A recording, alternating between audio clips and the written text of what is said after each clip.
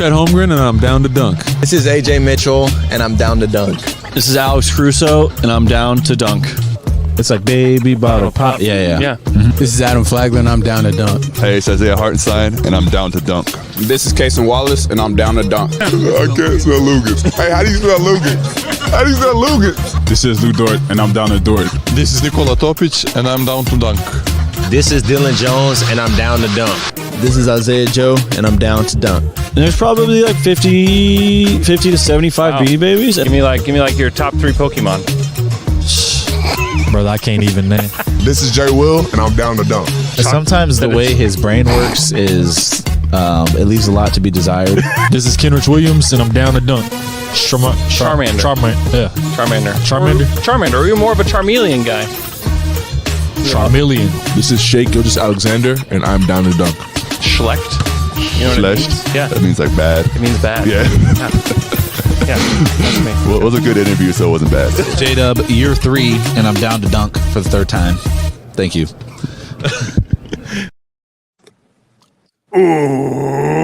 Welcome to Down to Dunk, home of the fans of a team that is in the NBA Finals.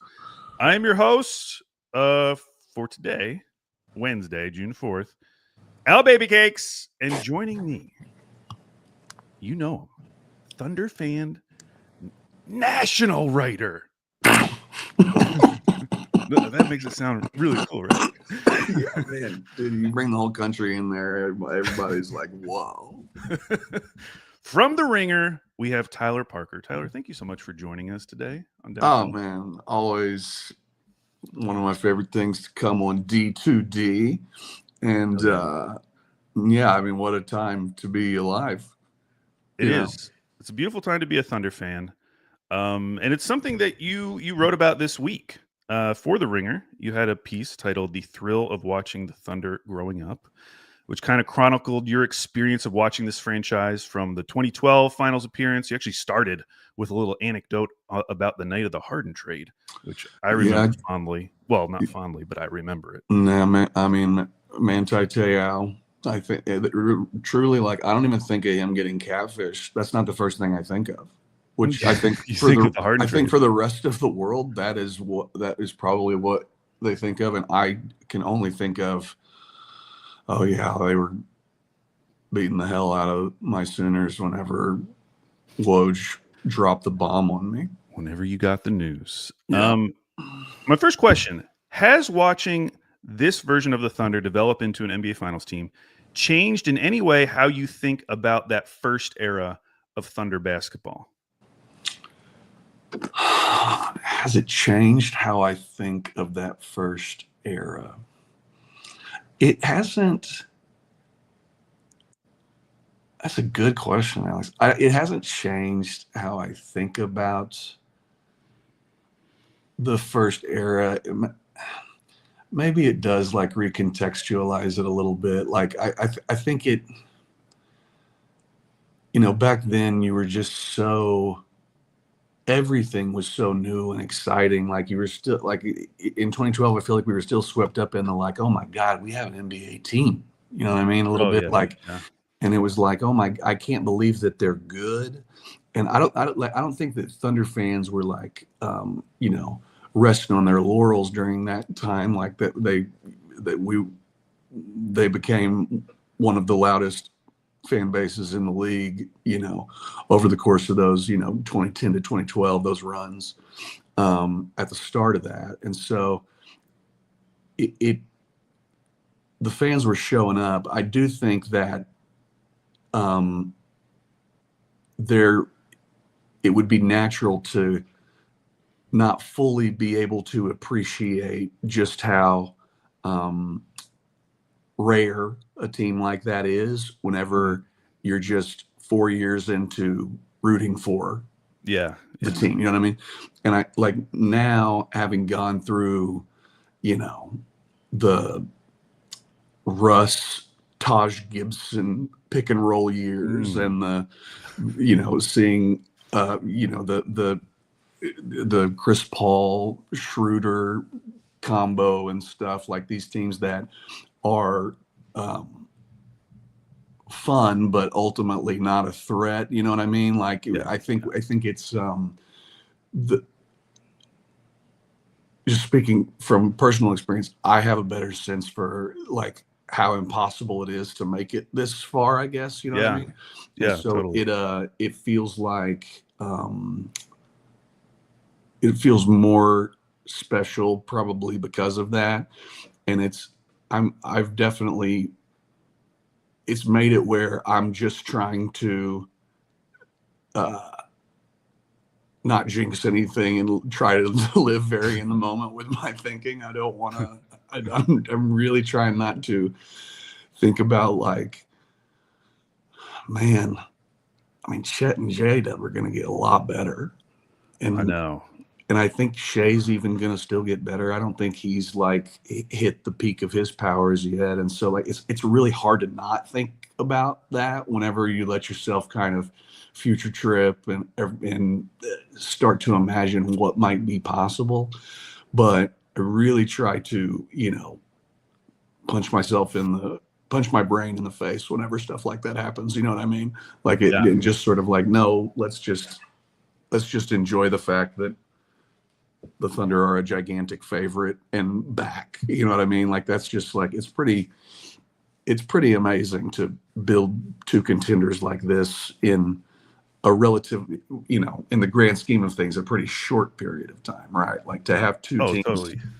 Yeah, I from a fan perspective, this run feels like more earned. Like it's like totally like we've lived through enough now where it feels like, okay, I'm ready. Like we deserve 1000%. this. Like I've been through a lot with this team. I know I know like the Kings fans would be like, come on, we've done this for decades and decades. But it is crazy looking back and thinking that I was rooting for a finals team 4 years after the team existed. Yeah. You know, like it was a little unfair as a fan. Like we were spoiled. Oh, deeply spoiled. And I think that Thunder fans know that, but I mean, the Thunder fans we have been very lucky in the grand scheme of things to get like that this is broken this way from the beginning is like you say, it's something that the Kings would kill for just one of these. They would kill for they would kill for 2010 to 2016 or now. You know what I mean? And so it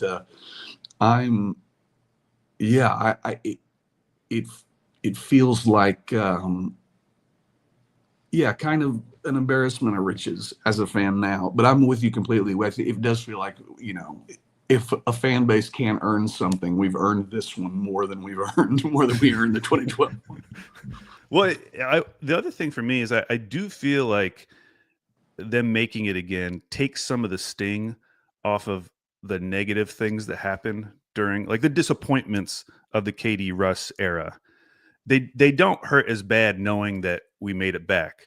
Because I think in those years afterwards, there was a feeling like looking around the league, like, oh my gosh, it might be another 2 decades before we're in this spot again. Oh, totally. We missed our chance. And now to know that we've somehow like established another long runway to have more chances, it's easier to like talk about like game 6 or like talk about KD leaving, you know? Yeah. Like those feel like part of the journey now instead of these moments that are going to like define this franchise forever. Totally. Yeah. It's like I think part of that at the time was like, are they gonna learn from their past mistakes? Yeah. Are like, do they recognize the places where they stumbled and shot themselves in the foot? Like, and you know, you just ultimately don't know, right? And there's so much to it. There's like, well, you know, is Daignault going to be able to have the goods when the playoffs start and everything? Like, there's just so much stuff where you're kind of that's you're not certain of, and so everything kind of feels very tenuous. But yeah, once I think as the team has gotten built out and you've seen just how much optionality they've put in place lineup wise, scheme wise, everything. That is whenever it started to get a little bit more like, oh, okay, they've learned from some mistakes here, and they're not going. They're not going to get caught with their pants down CBA wise anymore, and they're not. Like they have. What happened, and it seems like they are very invested in trying to make sure that sort of thing does not happen again. Right. Yeah. So during the tanking years, you were locked in. You were writing tank diaries at the Ringer. Sure. I was rereading one of them, and there was an embedded stat from StatMuse about how Poku was the youngest player in NBA history to put up a 2010 line with 5 3-pointers, which I went on StatHead and checked. Still true. Incredible. Still true. Incredible. Jabari Smith Jr. missed the cut by like 300 days. So too bad. It's going to be Poku's forever. Sorry, Jabari. So the answer to this question may be Poku, but who was the prospect that you genuinely believed would be on the next great Thunder team who did not end up working out? Oh man, I mean, you're probably right that I was like really hung up on Poku. I really wanted it to work. You were Poku build. Yeah. I feel like I was always had a little caveat in the back of my mind that was like, look, it might still end up as we might still crash and burn with this guy. The entire time I was like, maybe. But yeah, he was just what a weirdo, and so many different little flourishes that would make you, I mean, just the wild swings of like, oh my God, he looks like he just learned how to walk, to like, that's the best pass I've seen in 2 weeks from anyone in the league, those sorts of things. Mm-hmm. The other guy that comes, I mean, there is a Down to Dunk episode I was on back during the Teo Maladon era, where I think I say that it seems like he's going to be in the league for 15 years. And so that's not one of my takes I like to bring up. You know what I mean? That was a popular opinion, which is so crazy to go back and look at his stats from his rookie season because they were terrible. But everyone, I'm sure there were some smart Thunder fans, but I remember saying like, well, at the very least, he's a guaranteed backup point guard. Oh yeah, for the next decade. Duh. That like takes care of the ball. Like you feel in good hands every time he's out there. Not going to be able to get rattled, blah blah blah. So I remember thinking highly about him. I remember getting excited about Josh Hall. You know what I mean? Okay, well that's now you've gone off the cliff a little bit. And so it is it's funny to think about those tank years where you're just looking for anything to get excited about. You know what I mean? And we had Shea there, and so you've got something to hang your hat on, thank God, the whole time. But yeah, you're just so hungry for one of these guys to pan out. You know what I mean? And so the Moses Brown stuff, I was not as gung-ho as some Thunder fans that thought they had found their starting center of the future. But I remember thinking like, oh, this will be a backup 5 that can give us 15 minutes a game, no problem. You know what I mean? Like he just little things where, you don't realize at the time just how much, well, somebody's got to grab the rebounds. And somebody's got to score the points. I mean, but yeah, whatever. I mean, what didn't Moses have that game against the Celtics where he went for like 21 and 23 or something at that point? Yeah.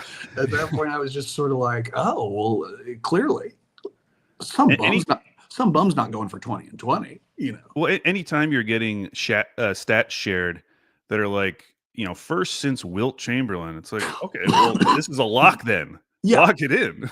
If you're on lists with Wilt, then like you should get to automatically sign some sort of deal in the league where you get to stay for 7 years. That should be part of it. But yeah, I mean, so many guys. Like, what are yours? I mean, I was definitely like very Poku pilled. In fact, I just saw that he is in the EuroLeague playoffs now. Yes, he is. Yeah, they just beat Dubai. 114-97. Hey, good Congrats. for them. Yeah. In fact, let's go ahead and bring up the box score. Please do. Okay. He got a minute 40 in the game. He did let's see, is this a attempt? He did attempt 1-3. He was a -2, and he had one personal foul. So you know what? That was probably, how they do minutes over there. It was probably like an off game for him. Probably. I'm sure if you check the other box scores, he's probably averaging about 20 a game, I'm sure. I'm actually surprised it is that low, because I did watch a like highlight video of Poku yesterday, and he was doing stuff, but apparently it's in very limited minutes. Well, okay, the game right before, 22 minutes. There we go. 5 of 6 from the field. There's our Poku. 3 assists. 4. Okay, those are 4 2-point attempts. Okay, so he's going for 4 on 2-point attempts. But yeah, he's out there. He's out there, and I'm glad that he is still playing. Yeah, I felt so bad for him when he got hurt, like at the exact wrong time, like right when it felt like he was getting some momentum. Together. Yeah, because it did feel like if he was healthy and in the right frame of mind, like it could have worked, but they just sort of took off away from him. You know what I mean? Like it just at a certain point, I was like, "Oh, dude, no, you're not going to be a part of this." I'm so sorry. On the other hand, when I hear Thunder fans who didn't believe in Poku from the start, I am kind of like, man, I kind of was an idiot. Why was I so into this guy? Dude, I went on like the Ringer NBA draft show at one point with Kyle Mann, and we had like a 20-minute segment about Poku's passing and about how that was the thing that was going to set him apart. You know what I mean? It's just Kyle was Poku pill too, but yeah, that was one of those like, hey man, you gotta find something to get yourself through these tank days, you know. And he was the perfect conduit for all of those emotions. Perfect. So during the tanking years, what were the low points for you as a fan? Were there any moments where you began to question if you'd ever see an NBA contender in Oklahoma City again, or were you bought in the whole time? I mean, I was definitely bought into the idea of like the tank being really the only move to get the Thunder back to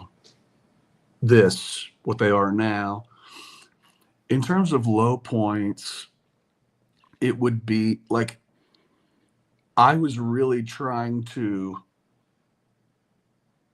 stay positive during that time. And I think the fact that we had Shea was able to keep me from some full downward spiral of like, oh no, this is never going to work. Yeah, like there's nothing here. Yeah.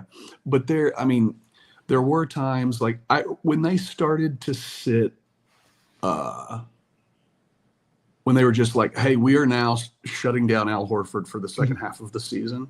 Yeah. At that point, I was both happy, but I was also like, oh, this is going to get like ugly for a little while.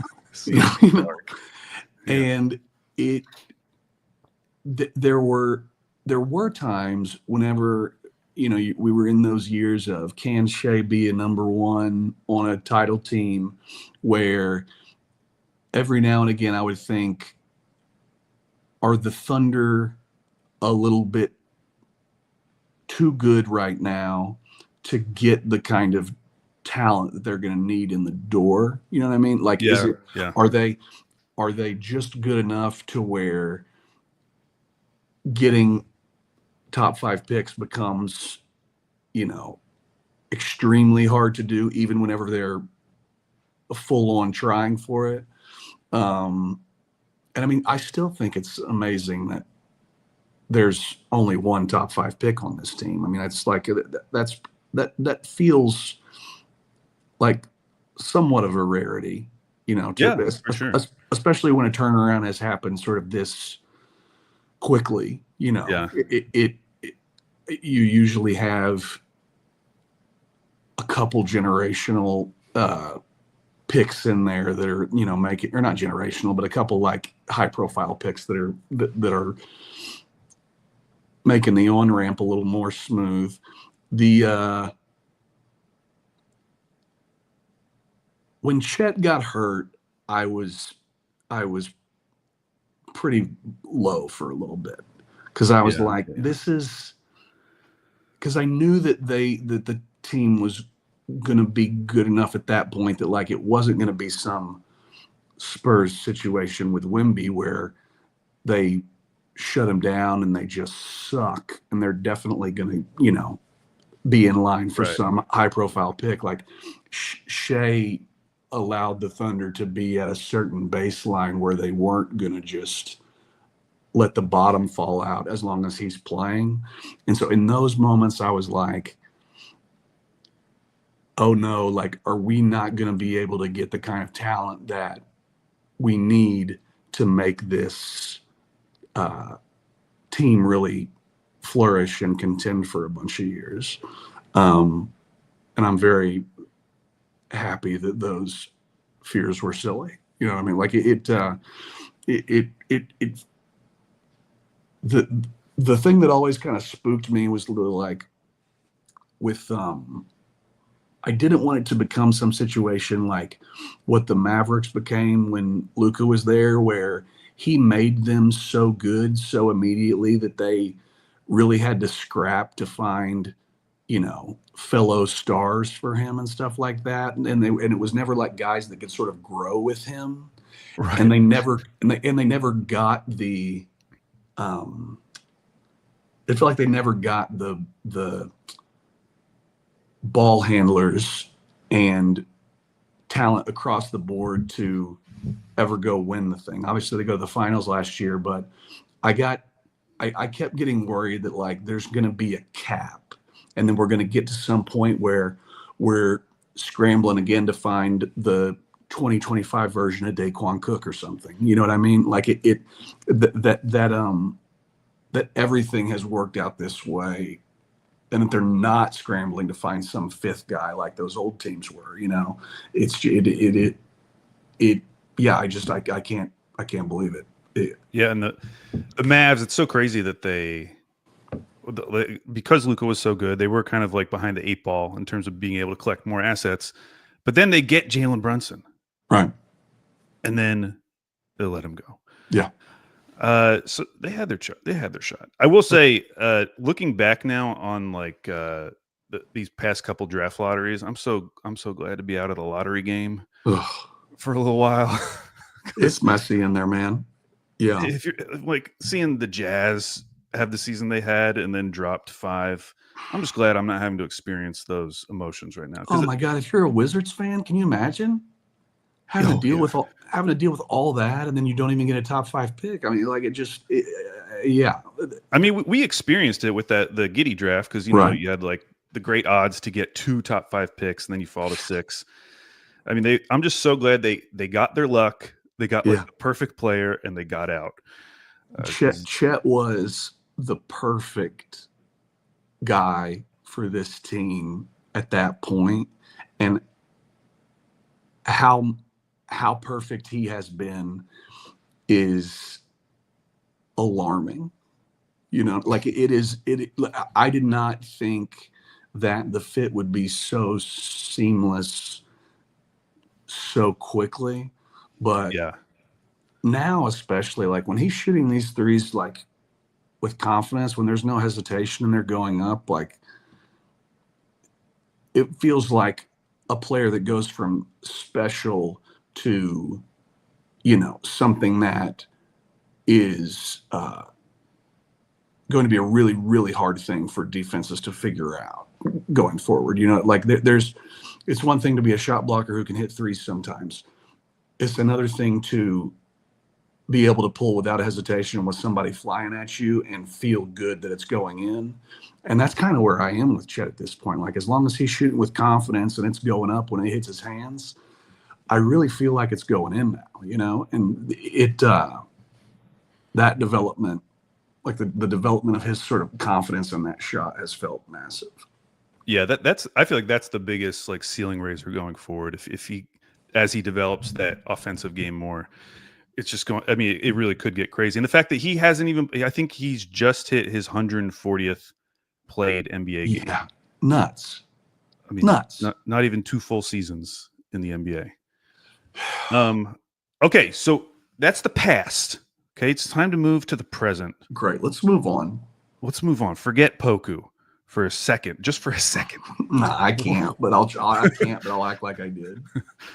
Looking back on this playoff run so far, what have been some of your favorite moments in the run to the finals? Like, are there the moments that are going to stick with you when you think back to these playoffs? Man, I mean, Caruso guarding Jokic. Yeah, that's a great one.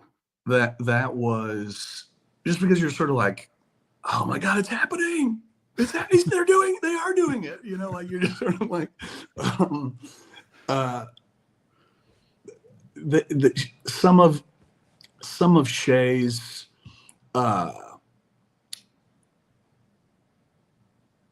late daggers that he's had have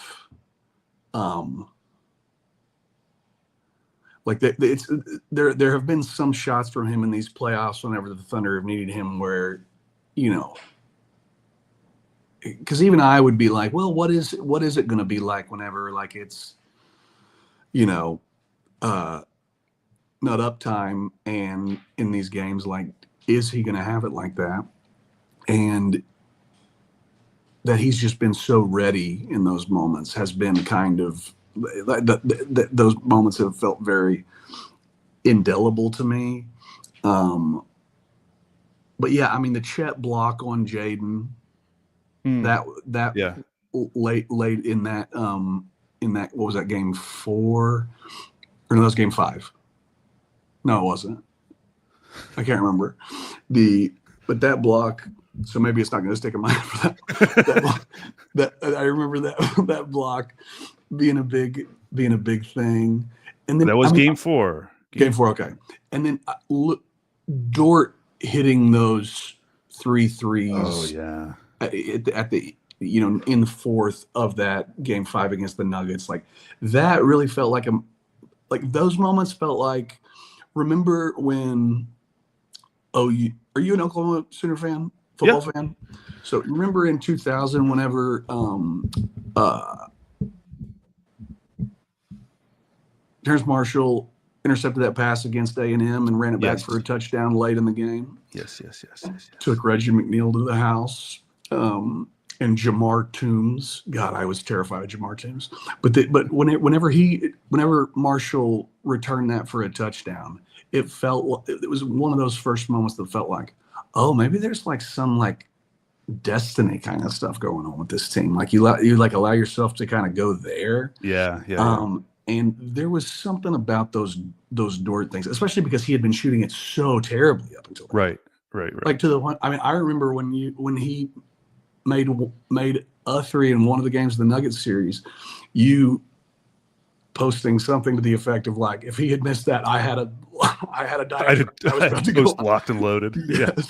Yes. And I was the same way. I was like, Lou, you need to stop now. And then, you know, but I mean, he's the ultimate no yes guy in those sorts of situations. So yeah, whenever he hit the second one, I just started laughing. And then when the third one went up, it was one of those weird situations where for some reason I just knew it was going to go in, you know, it seemed like that things were building towards that point. You know, and the crowd was just so euphoric in those moments, just watching it over the television. Like you could really get a sense for the Thunder crowd being like, oh my God, he's actually doing it. Like it was one of those like, oh my God, we were all wrong. You know, like, right. We're sorry, Mark. You were right. There was that. I'll remember that moment because it seems like Lou kind of, as much as he can be frustrating at different points when he is chucking and not hitting, he is big game Lou for a reason. Like that nickname exists in certain corners because he has really shown up in some big spots.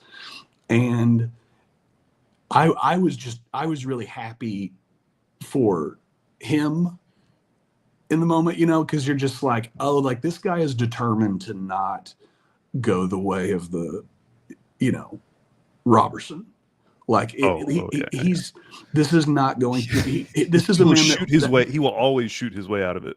This is a man that from the moment he stepped on the floor is like, there's no chance I'm going to be Terrence Ferguson. You know what I mean? Right. Hey, baby, what's up? You just woke up. Okay. Can you go back there with mommy? Because daddy's doing something for work right now. I love you. Yeah, I said we were past Poku, but I will say, in terms of Thunder players that made me laugh the most, Poku's number one, but Lou Dort is number two.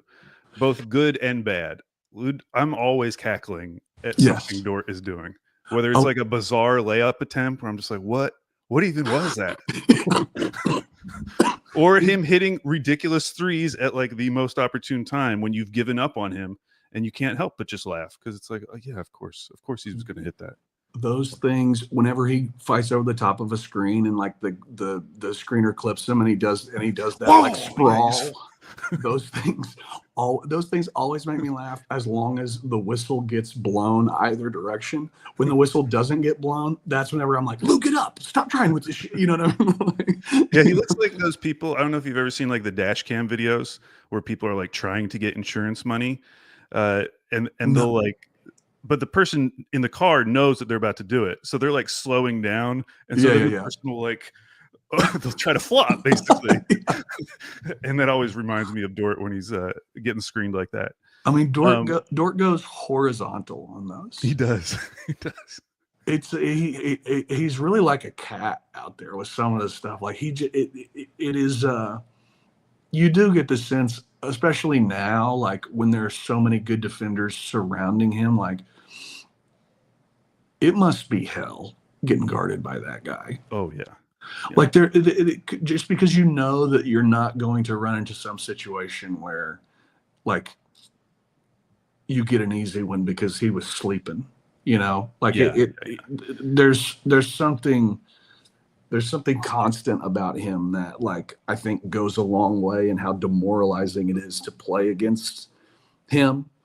And yeah, I mean, Lou has earned his stripes over this run, and probably before this. I feel like I've always been a little bit unfair to Lou just because that three can be so streaky. But yeah, I mean, it's been incredible. I mean, watching him guard Ant and just like put him in the torture rack, you know, he's just a special defender, man, just because he doesn't care. Like he just is so like, he doesn't care who the person is. He's just so single-minded on that end. You know, there's just something so rabid about him. So yeah, and I actually do think like there's something to the fact that he doesn't really trash talk, like the fact that he doesn't act like, you know, Dylan Brooks or something. Yeah. I feel like that would almost make it more annoying to play against him.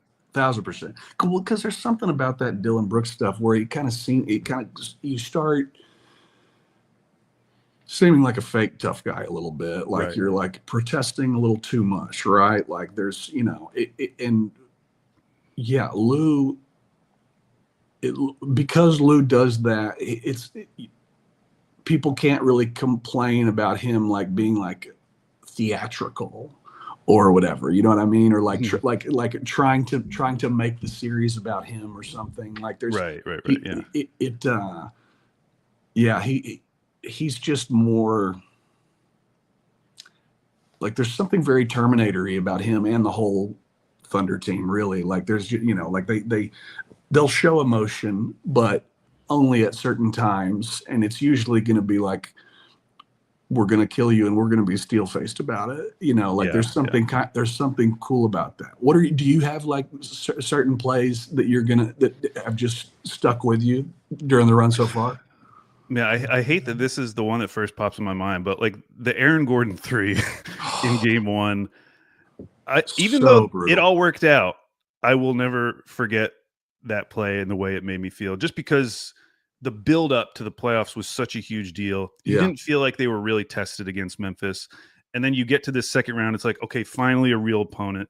They played well enough to win that game. And then to have it taken away, you're like, it just made everything like the whole facade came crashing down on me. I was like, are they really not ready? Like, is this how I'm about to find out that they're not ready?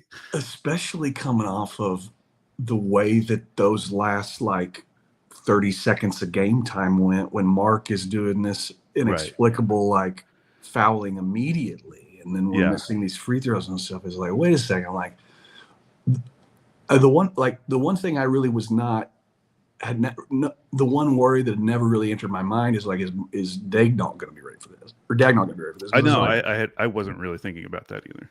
I just thought like, no, this guy's like shown he's got the goods, so I'm not really worried about it. And then in that moment, I was like, oh no, this isn't like, we don't have some like Scott Brooks hiding here, do we? Like, what's the deal? Like, we're not, like I don't need Scotty laying in wait here, just popping his. He like unzips his face. It's revealed to be Scott Brooks the whole time. Yeah. It, probably about the same height. It's possible. But yeah, no, I was, that I was pretty distraught after that. Didn't spend a lot of time on the internet the next in the next couple days after that. I will also say game 4, because they were down 2-1, and that was a disgusting game. And there were multiple points in the third quarter where you kind of felt like this is it. Like, this is the season.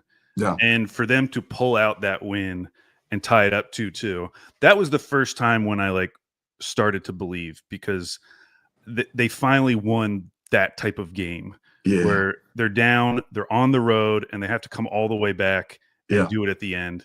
And so that felt like a turning point for me as a fan, where I was like, okay, now I can start like believing in this team a little, because at least they've shown they can do this. For sure.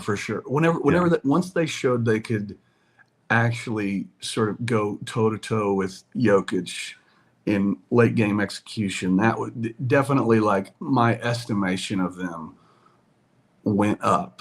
And I was one of those people, like, I was very nervous about, like, it's hard to not be worried about, like, okay, is this going to translate? Is this not? But in the back of my, just during the regular season and everything, whenever they're playing so well, you're looking for any avenue where, are you looking for any place where, like, am I too into this team? Like, is there some fool's gold here? Like, what's going on? Yeah. And I would always keep in the back of my head, like, every single thing in this team's statistical profile, like how much they've won, how badly they've won, that this net rating is the greatest in the history of the game. Surely this has to mean something. And now it felt like we're finally starting to see, like, oh no, this was a juggernaut hiding in plain sight, that because they hadn't done it before, people were still a little bit like, I don't know. Yeah. And now I think, especially, in the Western Conference Finals, you finally saw, like, oh no, this can be a team that, like, dominates to the point where it's not fun for other fans. You know what I mean? Like, it's not like, I want the Thunder to be so dominant on defense that, like, there are Jazz fans out there that are like, it's not even fun to watch this. This isn't basketball. Yeah. I'll be tuning out, Mr. Silver.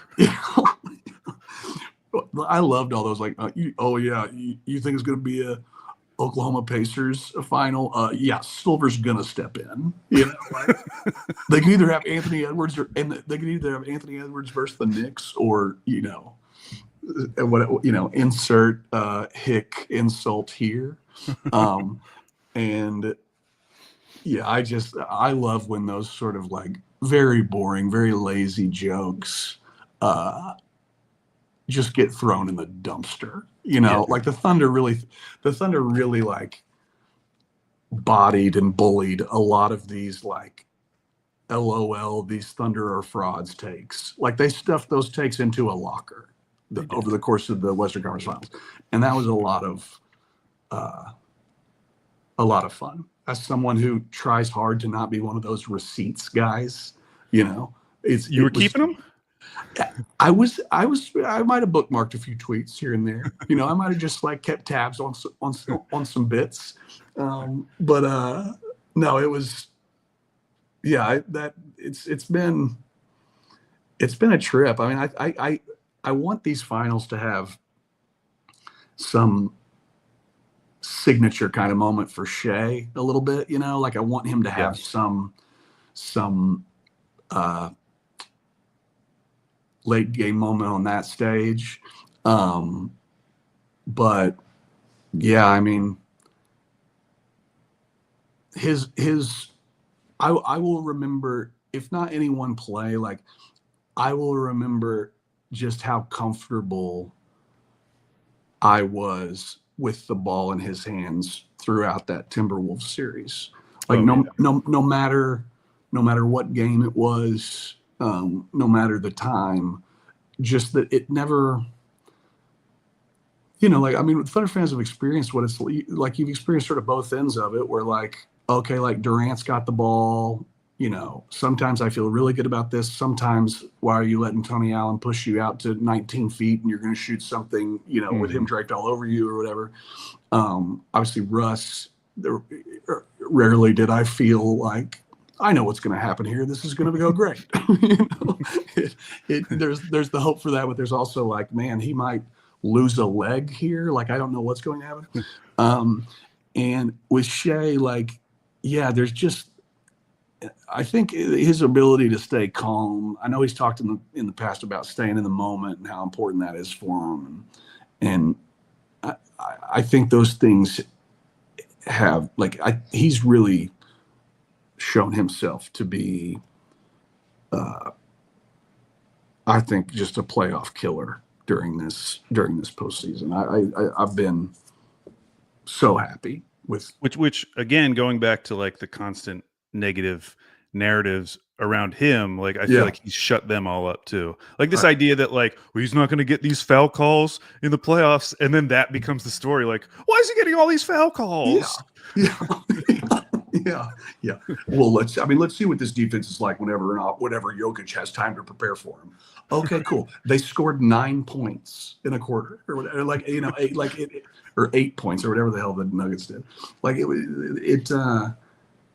there's been on several different fronts. Like, you know, people thought that Chet and Jalen were going to get a little bullied and that the water might be a little too deep. You know what I mean? And it just, thus far, none of that stuff has happened. And so it's kind of amazing how much they've answered every sort of complaint or question that somebody might have had about them. Okay, Tyler, we're 42 minutes in. Andrew did title this podcast NBA Finals Preview, so I was probably going to ask you about the final starting on Thursday. Game 1 against the Pacers on Thursday night.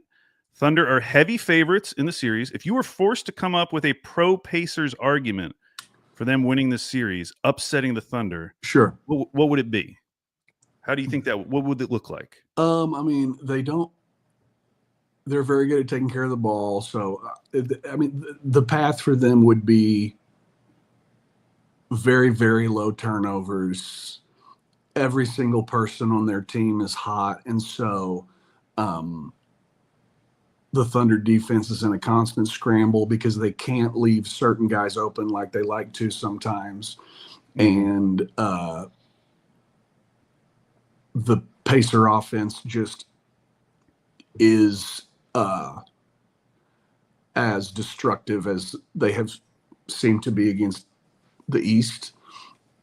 And Carlisle coaches the series of his life and just kind of outsmarts Mark in certain areas. And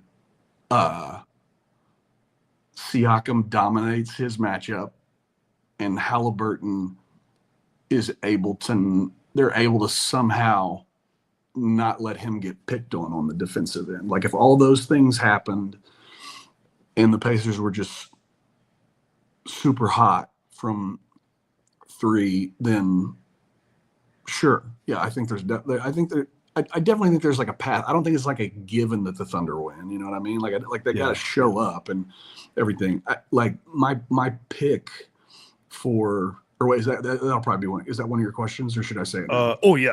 Save it. I'm gonna back off. I would say of all the things you brought up, The one thing that does scare me is Carlisle, because I do think I don't think there's going to be a scenario where the Thunder solve the Pacers in this series. Sure. Like, I think Carlisle is going to be constantly trying out new things over the course of the series and is going to be forcing Mark to adjust in response. I just don't think there's going to be a point where it's just like, well, this series is over. We figured them out. It's done. Like, every game, even if they blow them out in one game, I have a feeling the Pacers are going to come back with some new look that is like legitimately good and smart, and we're going to have to figure it out. And so I do give Carlisle like a lot of credit and have some anxiety about him. But I don't know if you've been listening to Down to Dunk, but Andrew has been exceedingly confident about this series. He had Samson Folk on, and Samson was like, after he asked Samson what he thought about the series, he said, well, what do you think about the series? And Andrew was like, yeah, my heart really says 4, but I guess I'll say 5. I just thought it was so funny to invite someone who covers the other team on and be like, yeah, I'm kind of thinking we'll destroy you. Yeah, that's kind of what I'm thinking. He didn't even like hedge at all. He wasn't like, well, the Pacers are really good. He just went straight for the kill. So how are you feeling about the series? Do you have that same level of confidence? Not that level. I have a lot of confidence, and it makes me very uneasy. I'm a natural pessimist and terrified of jinxing anything always, and so I'll tend towards cynical and scared, rather than feeling super duper certain. But I really do think the Thunder are just the better team across the board. I think that they can do more. I think they can play in multiple ways, in ways that the Pacers can't. And I think that, like everybody else, like, the best unit remaining is still the Thunder defense, as good as the Pacer offense has been. Like, if you're just ranking units, then the Thunder defense is far and away still, I think, number one in this series. And I also I don't have a ton of faith in this Pacer defense, just because I don't think they have enough to deal with Shea at the point of attack. Like, Neesmith's going to work hard, Nembhard's going to work hard. They'll probably put Siakam on him some too. But I think Shea's going to be too quick for Siakam. I think he's going to be too big for the other guys. And I think he's going to, like those, post, give him a bump fadeaways that Shea has perfected now. I think they're going to be there for him all series. If they try to go zone, the Thunder have been, ever since the Nuggets series, they've been ready for that and have been really, really good against it. And so I really think it'll, like, I said Thunder in 6 because Thunder in 5 felt a little aggressive, and I didn't want to make some pick where Pacers fans could come back and throw it in my face if something bad happened. It was like, you didn't respect us at all. And so I said Thunder in 6. If I was like in a vacuum, I would probably say Thunder in 5. But there's something about this Pacers team where they've just been pulling stuff out of their butt the entire series, or the entire playoffs and stuff. And so these comebacks do have me, like, they're in the back of your head that they're capable of this stuff. And so I'm not just like fully, looking for the finals merch yet. You know what I mean? Like, it's more like I'm trying to temper my enthusiasm a little bit. But yeah, Thunder in 6 is my pick, and I would for sure be surprised if they didn't win. You know what I mean? And it would feel like a big time missed opportunity. Oh yeah. Like it would be brutal to lose this series. Yeah, I definitely agree with that.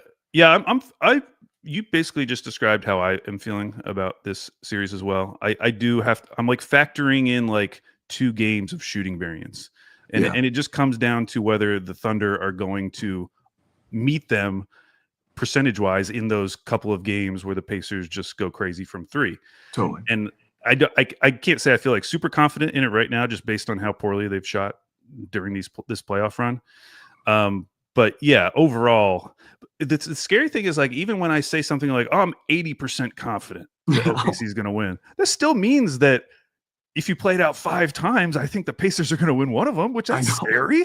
Yeah, So I can't be like, how confident can I really be? Yeah.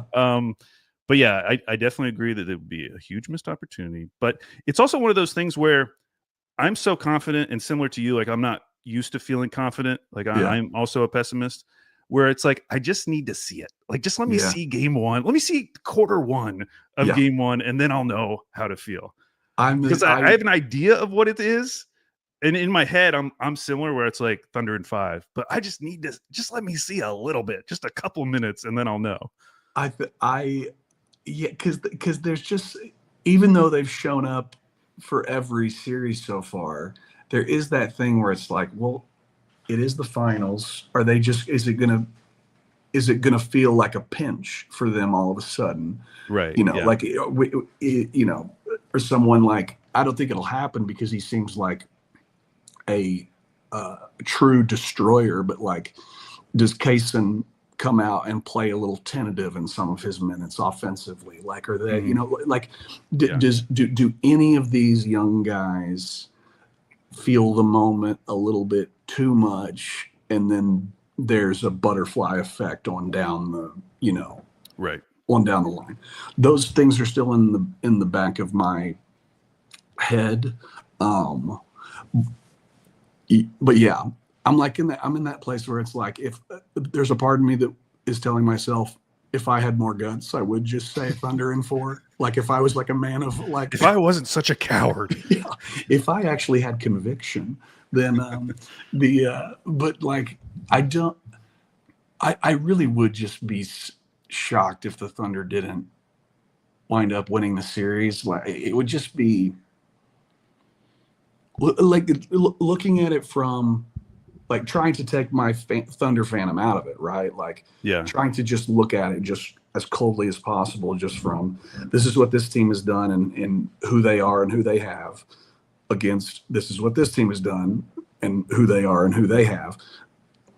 I would pick the Thunder 1,000 times over probably in this series. You know what I mean? It's just a matter of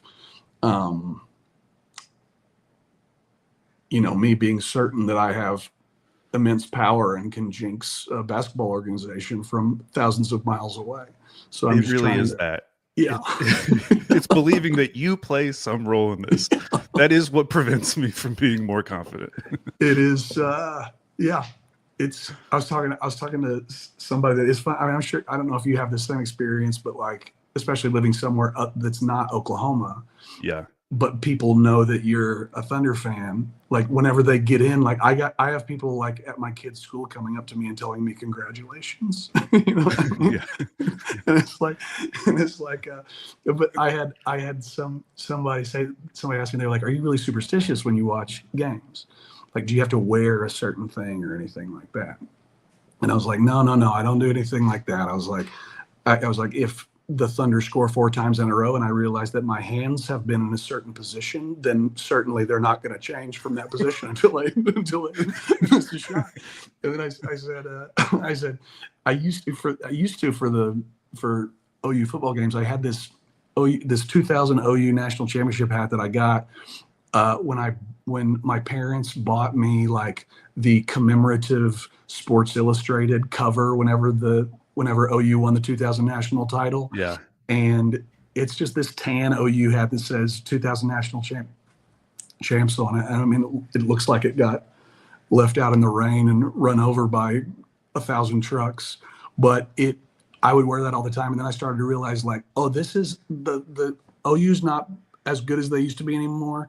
And it's affecting how I feel about my hat that I love. So I want to be able to wear this hat and feel good about it. So I'm going to stop wearing this hat during OU games. I'm not going to attach this juju to it. But yeah, I guess that's my 2 cents on superstition and feeling like I have some control over anything. It is just silly when you start thinking about it. Like, oh, I remember during game 3 of the Wolves series, I watched until halftime, and then I was like going for a walk during the beginning of the third quarter and watching it on my phone, and they cut it from like 30 something to like 21 there during that first little push, and Did you keep walking? I remember thinking like, oh my God, I'm gonna have to walk for the entire second half. Like this is, I have to, they need me. I have to do this. And then the Wolves came out and went up like 39 after that. Whatever it was over. And so, I was able to, get off my feet there. But yeah.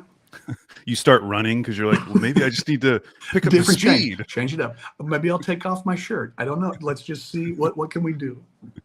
Okay, last question about the finals. This is one of the few playoff matchups where OKC could win when it comes to courtside celebrities. Now the Pacers have Pat McAfee, Mike Epps, Jesse Eisenberg, Vivica A. Fox. Now we don't know who's going to show up to the finals, but in the past we've gotten Kristen Chenoweth, Bill Hader, James Marsden, and Jim Ross. If you could recruit an Oklahoma celebrity to attend a finals game, tip the scales in our favor. Yeah, who would it be? So I have given this a lot of thought, and my initial answer when I first thought about this was Garth.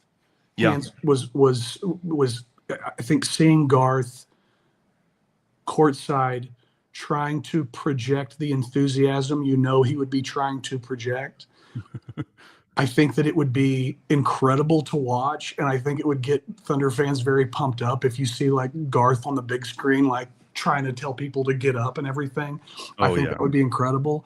But after thinking about it more, if we're talking about a celebrity that is going to not just fire up the Thunder fans, but get a lot of the other public kind of like, oh, wow, that's cool. Give me Reba. Like, I feel like Reba's one of these like celebrities that secretly has kind of 100% approval rating. Yeah. And I would love to see Reba there wearing a shirt that has Shai Gilgeous-Alexander on it, the same way that he has worn a Reba t-shirt before. Yeah. I would like to see that come full circle. But yeah, Reba's my answer. That being said, it would be so cool if Hader did come back for a game. Like I was kind of expecting it. I feel like he's got to come. He was there. He was there for either game 1 or game 2 in 2012. So yeah, it would surprise me if he. And it would help us because his profile has definitely increased since then. Oh, hey, hopefully, bring Ali Wong with you. Bring Fred Armisen. Now, if you could get Garth, which button-up shirt would you like him to wear? Because we have the dark black and blue Alex, this from is Rope the in best the Wind. question I've ever been asked on a podcast. We have the black and white squares from The Chase. I'm just going through his discography right now. The red and black squares from In Pieces. The red and black squares has always, to me, felt like the most intense. Like that one, the one from In Pieces is always the one where, like, on the surface, you are like, okay, let's just kind of some red and black squares, no big deal. And then you look at it and you're like, this is the checkers board from hell, But the you bringing up the double yardstick wide black and blue striped shirt from Rope in the Wind. It might be that, just because that's the one that's got the blue in it. That's true. And it that was the one that he first kind of started to show, like, no, we're going to give you some shirts on these covers. That felt like the first shot across the bow for where things were headed for him for his little run. But yeah, man, that In Pieces shirt though, if he could get a version of that in with thunder blue and orange. Yeah. I mean, shut it down. Series over. Put it in the gift shop. You know what I mean? Make that the shirt. Make that the fan shirt. That's exactly what I was going to say. It should be the shirt. If you have In Pieces Thunder Edition shirts for the entire crowd, I'm not sure the Pacers score. That would be, and if everyone now this is going to cost a little bit of money, but if you get everyone a cowboy hat too,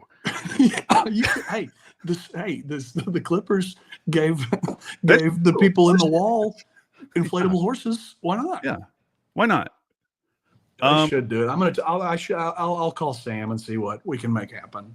That'd be great. Okay.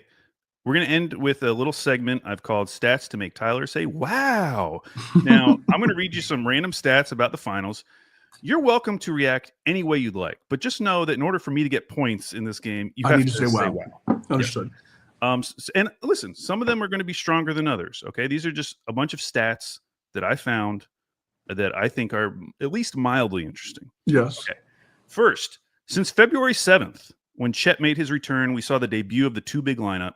OKC was 9th in defensive rebound percentage. Pretty good. Like, thinking about how bad this team has been as a rebounding team. Right.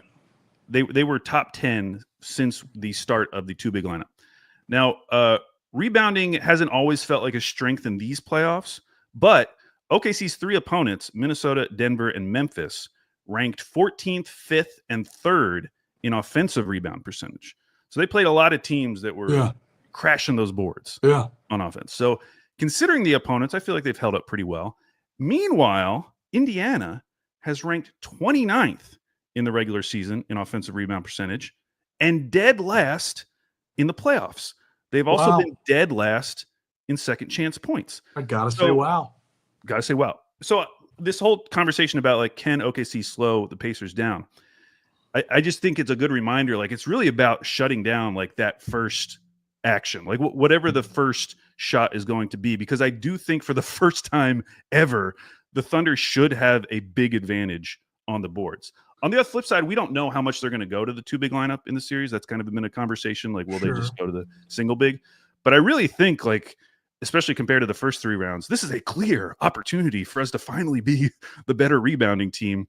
And that is the side of the court where I would care about it. Obviously, on the other side, I don't care as much about offensive rebounds because I want them to get back in defense because Indiana's so good in transition. Yes. But I'm excited for that. Like, if we can just stop them, if we can force them into bad shots and we know that they're getting one shot most trips, that would make me feel good. That would be great, especially because, I mean, they're going to be firing up so many threes. There's going to be so many long rebounds if the Thunder are able to corral those and get going the other direction. Like, I feel very good about our transition offense against their transition defense. Like, as decent as their defense has been over this little playoff run for them, like, I feel like there's an advantage there for the Thunder too. Like, I think the Thunder offense is knock on wood, definitively better than the Pacer defense. And so it is, if we can keep them to one shot and just get out and run, that would be wonderful. Well, let's talk about that. That's my second stat to make you say wow. There's been a lot of talk about Indiana's transition game, and I think it's interesting to compare them to OKC's because transition can happen off of steals or it can happen off of live rebounds. Right. And when it comes to transition plays off of steals, OKC is second in the playoffs in points added per 100 possessions. When it comes to transition plays off of live rebounds, OKC is again second in that stat. They're a great transition team, both off of steals, off of live rebounds. When it comes to Indiana, they are first in transition plays off of live rebounds, but only 12th in transition plays off of steals. In fact, only 53.8% of their steals that they generate turn into transition plays, which is the 18th lowest percentage in the playoffs. That's about as bad as you can get. So even when they get steals, that's not really where their transition plays are coming from. It's all off of live rebounds. So that's why I mentioned earlier, like, how important the transition defense is going to be. In comparison, 64.8% of OKC steals turn into transition plays. So just a little comparison. OKC, I think, is clearly the better transition team overall. It's just Indiana is particularly good at just like getting the rebound on made shot or missed shot, honestly, and just throwing it down the court. And another stat to go along with that, this is stat number 3. Yes. So in the playoffs, if a shot comes within 22 and 18 seconds left on the shot clock, okay, so this is early in the shot clock, Indiana is shooting 65.9% on those shots. And this is kind of illustrative of their transition offense. In comparison, again, that's 65.9%. In comparison, the second best team in the playoffs is shooting 56.1% on those same shots. Jeez. OKC is shooting 52.6% on those shots. And in the regular season, Indiana shot 56.3%. So they're like going crazy early in the shot clock in these playoffs. And I have to imagine most of that is because they're getting just like these, I mean, especially in the Knicks series, like so many runouts. And where they're just getting easy layups, easy. There were so many times in that Knicks. Well, first of all, wow. Thank you. Secondly, there were so many times in that Knicks series where, like, Siakam snowbirding and stuff, or cherry picking, or whatever the term you like to use for it, and just way out of it felt like it happened way too many times. Like how is this not a point of emphasis for you, Tom? That you're letting this you're letting this happen, and so that was surprising to me. And like the Pacers looked, with the exception of like some Josh Hart moments, the Pacers looked so much faster than the Knicks. I know they're not going to look so much faster than the Thunder, but they are. The times where they scare me are when they will, like, there are teams that will sprint in transition and will really try to take advantage of situations where they can, spread the floor on the run. And then there are other teams that take it a step further and they're like, we don't care if you just made a free throw. We are getting the ball in as quickly as possible and kicking it ahead as quickly as possible. And that, like, the Pacers, that's the Pacers. If you're a team that runs off of made free throws, then I think that's like the final boss. You know what I mean? Yeah. And they will do that. And so and I think that they are going to try to do that. To me, that's probably their best chance of catching the Thunder defense slipping, is if they are able to get, decent looks early in the shot clock before the Thunder can really start sinking their claws into the offense. That seems like a decent strategy to try to deal with this Thunder defense. But yeah, that's amazing. You said they're shooting 65% between 22 to 18. That's unbelievable. That's amazing. Okay, stat number 4. If you look at Indiana OKC's defense in the playoffs, they have eerily similar stats. Spooky. Opponent points off of turnovers, 12.5 versus 12.6.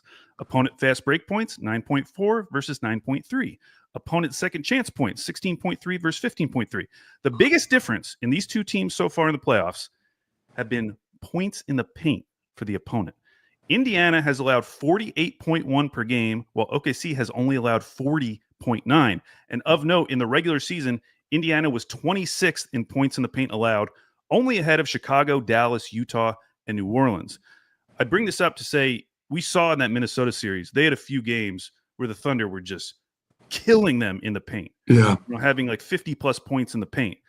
I feel like that is a huge area of strength and advantage for OKC in this series, because Indiana has been the sort of team that allows you to get points in the paint. Yeah. I think what that tells me is that Shea is gonna eat. He's gotta cook. Like he has gotten even more diabolical, I think, on some of his drives in the playoffs, especially once you get a little bit further along into the game and he's established just how on his mid-range stuff is. It feels like that's whenever he really gets the defense in a catch-22 kind of situation. That the Thunder sort of across the board specialize in getting downhill and getting a foot in the paint that's very exciting. I think that from jump in game one, they're going to be telling Shea and Jalen, like, get downhill.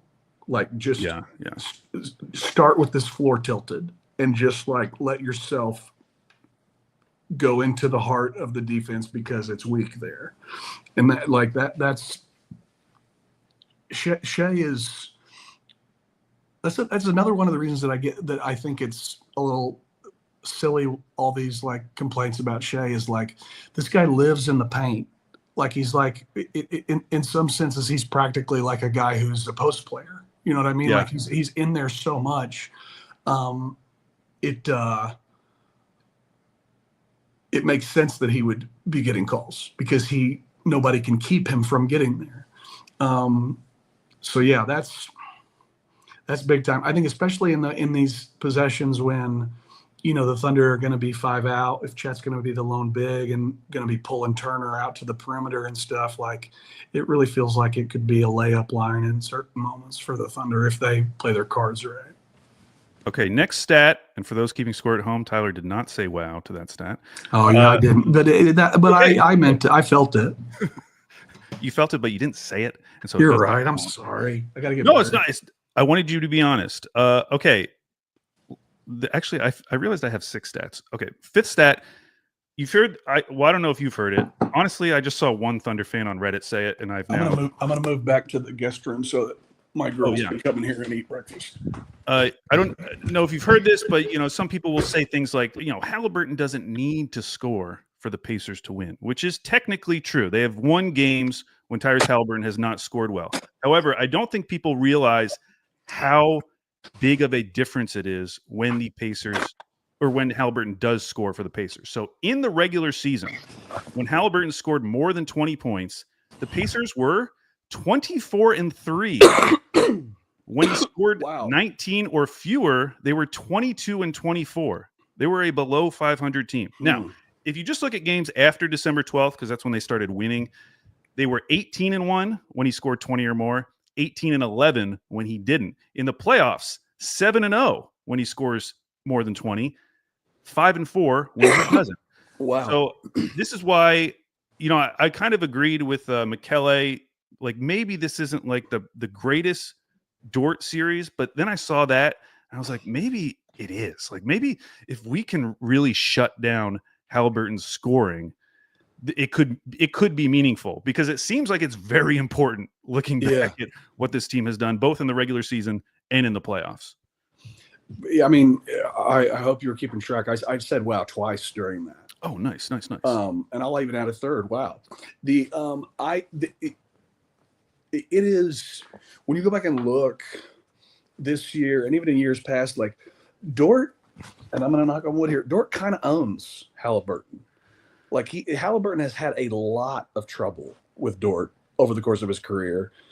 And I mean, his usage rate is like much lower whenever Dort guards him.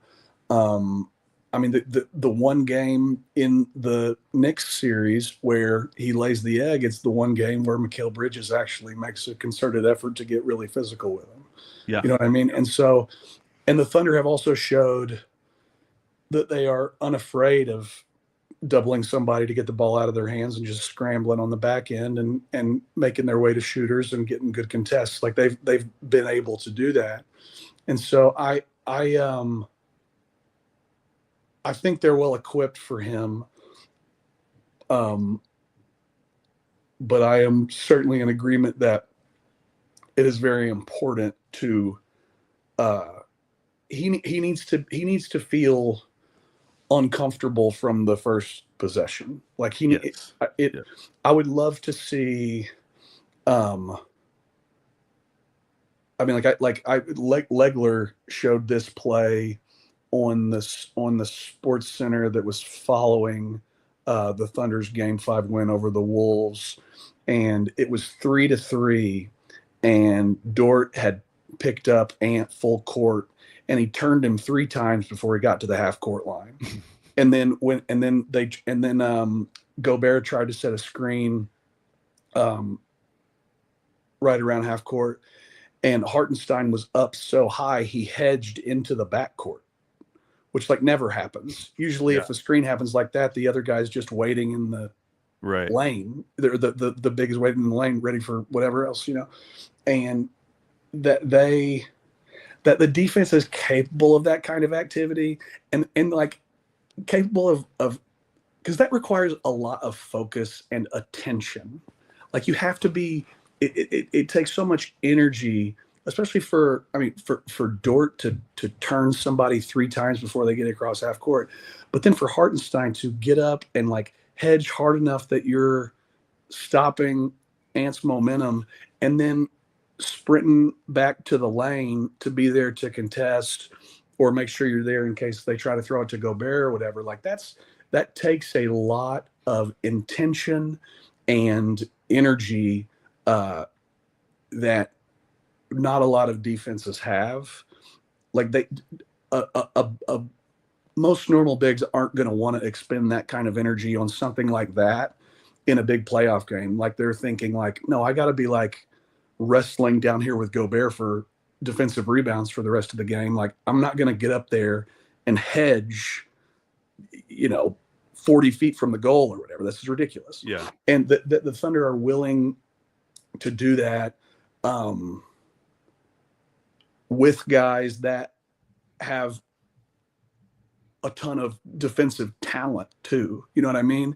It's really this, like the beauty of this Thunder defense is it's a marriage of like a bunch of like whiz defenders who also play like they don't have the defensive intangibles or makeup to be able to get the stops that the Thunder do. You know what I mean? Like they play like there's some guy who's got to fight as hard as possible. They play like they're JJ Redick on defense. Like he's got to fight as hard as possible to be a solid defender. He has to exhaust himself in order to be able to, be solid. And the Thunder exhaust themselves to that point like they would be somebody who has to do that. But it comes from guys that have 7'2" wingspans like Jalen, or you know what I mean? Like the guys with, like Kayson's hands. Kayson probably has some of the best hands in the league. You know what I mean? Like they have the ability to back off a little bit and I think still play great defense. And it's to their credit that they keep attacking. And so I think that spirit will go a long way in stifling Halliburton and just letting him know like, hey man, like this is not going to be a track meet out here. You're not just going to get to run in your lane and go as fast as you want, no matter what. Like there are going to be some obstacles here.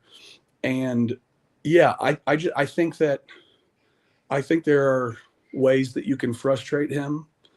And I think that the Thunder will test that. I mean, I think the beauty of having all these different perimeter defenders too is that Dort can be physical, and if he does pick up some fouls, okay, here's Caruso. If that happens, okay, here's Wallace. I think I would imagine that Jalen gets on him a fair. They'll want to use him on Siakam a lot probably, but like I think Jalen could give Halliburton a lot of problems just because like.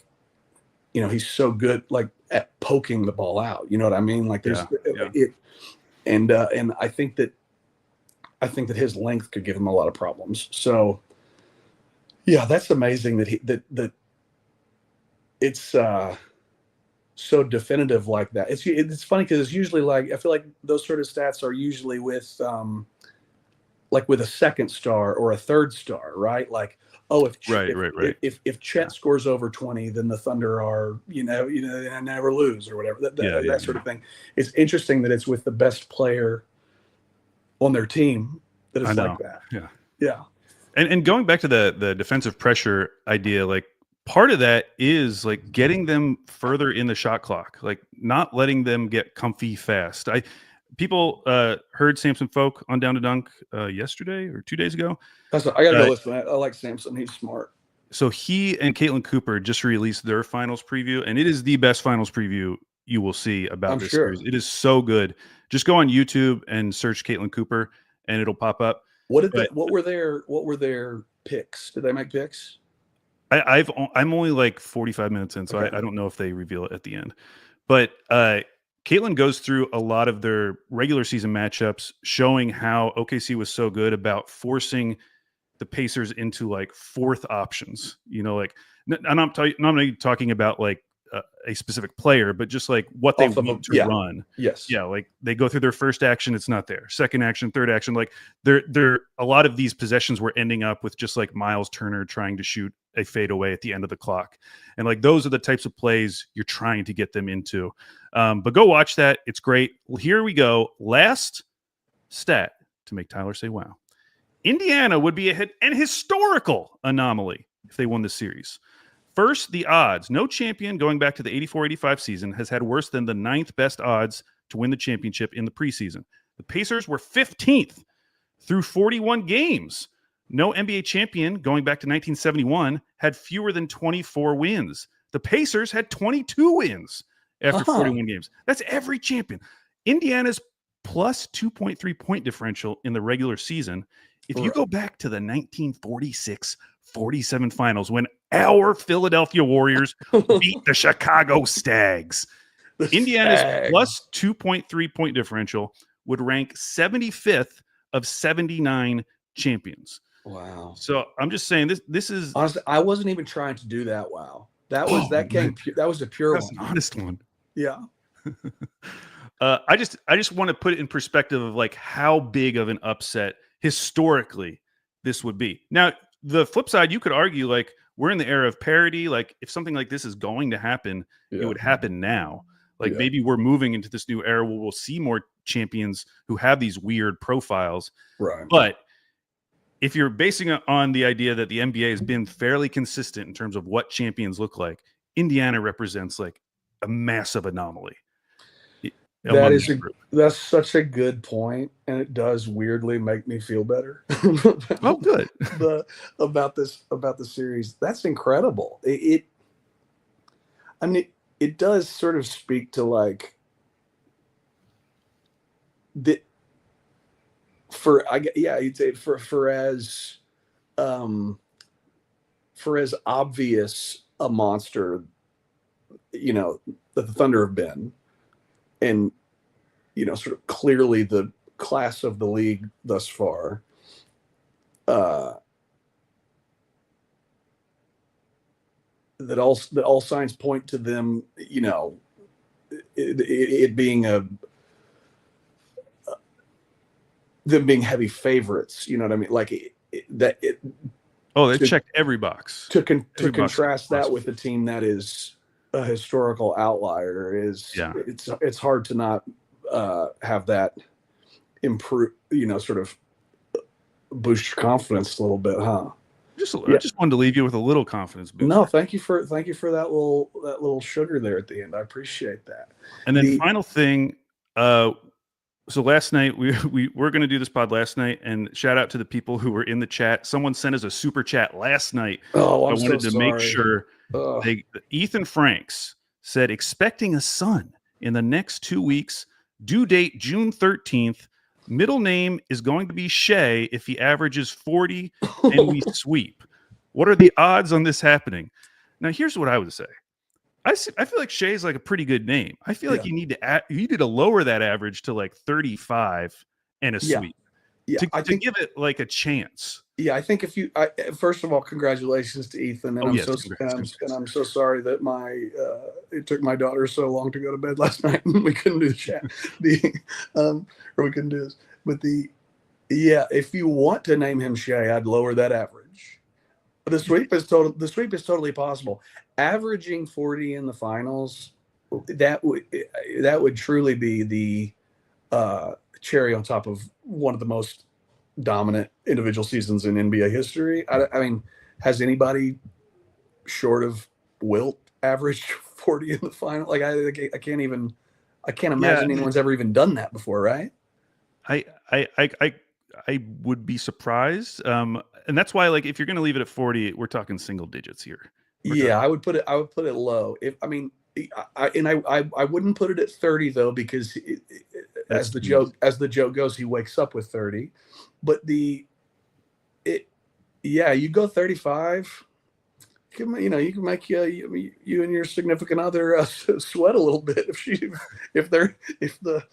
your partner is not feeling the. But at the same time, Shay, like, perfectly good name. I remember when Andrew had a bet where he would have to get a tattoo of Dion Waiters on his butt. Like, that is a totally different level of stress. No, there's a lot on the line there. There is. And that was for the 2016, if they had won in 2016, which they were up 3-1 on the Warriors. So like he was having to realistically start to think about, where am I going to get this Dion Waiters tattoo? What was it going to be? Was it just going to be his face? I think it was just his whole body, his face. Yeah. That I really do think that. I think that Andrew should still get it. I think he should still find a way to get it. In retrospect, he should do it for this finals. Like, really up the ante. He comes out. If the Thunder, if the Thunder don't win, he's just trying to get it. That's how he can balance out his confidence. His crazy confidence. Say that if the Pacers win, I will get a tattoo of Dion Waiters. You know what? I'll say it for him. Okay. He said it. Okay. Yeah, he did say it. I heard it. I mean, and I appreciate Andrew going out on a limb like that. I'm excited to see what happens. There's some great tattoo artists in OKC. We'll hook them up. Tyler, thank you so much for spending time with me today. Oh, dude. An hour and a half. I appreciate that a lot. Dude, it's always great to talk to. I always love talking to you and talking Thunder. And this is just an exciting time. It's just so fun that it's so fun that it has worked out the way it has, like it's, I still find myself just tickled to death that that the plan made sense, you know what I mean? And that it has like actually gone this way. Cause so often any young team, just an injury's waiting, or the guy that you need to go to another level just can't quite do it, like right. Jaren Jackson Jr. is just not going to be a scorer like that or whatever. Or like he can't stop fouling, just like things like that. It's just amazing how it's come together for this team. I can't believe it. I hope it continues. I could hear that was like the pessimistic side of you, that was not allowing yourself. No, that was the doubter's caveat at the end. That was and hopefully it works out. Well, and we'll see how it goes. And hey, it'll be interesting to see. I'm very curious to see how. What are the other? Those are my favorite pod terms. Whenever someone is trying to like say something without quite saying it, like what'll be? I'll be fascinated to see if they. I think you could argue that OKC. No, I think that's fair. I think that's totally fair. Thank you so much for joining us. Enjoy Game 1 Dunkers tomorrow night. Thursday night, Game 1 of the NBA Finals, Oklahoma City Thunder, Indiana Pacers. We'll be back on Friday with the normal Fry Pod, and I'll be out there for Game 5. Hopefully, see some of y'all. And Tyler, any chance that Dunkers might spot you? Could there be any sightings in OKC for you? I'll be there for game. The Ringers sending me there for Game 1 and 2. So there we go. Yeah, I'll be in the building and about town. During from Thursday until bright and early Monday morning. So yeah, if you see me, come say hi, and let's go Thunder. All right, thanks everyone, and we will talk to you again on Friday.